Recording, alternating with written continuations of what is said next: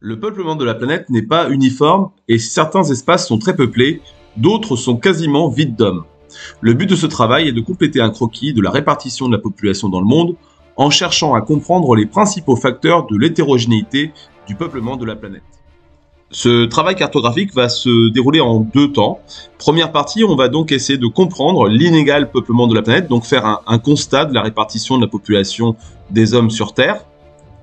On va donc regarder déjà dans un premier temps les grands foyers principaux de population qui se localisent essentiellement donc en Asie, de l'Est, du Sud-Est et du Sud, et sans oublier le foyer européen.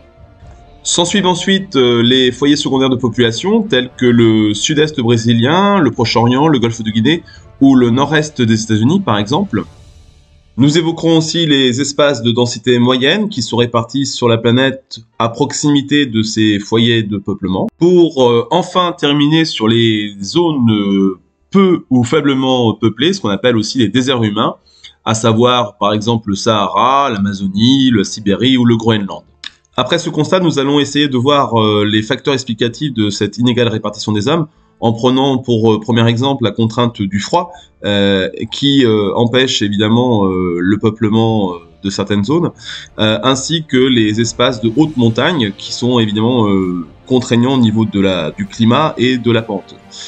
Autre élément limitant la population dans certains endroits, c'est évidemment l'aridité et le manque d'eau dans certains espaces comme le Sahara et ou alors les grandes forêts équatoriales qui offrent une végétation dense dans certaines parties du monde telles que l'Amazonie par exemple.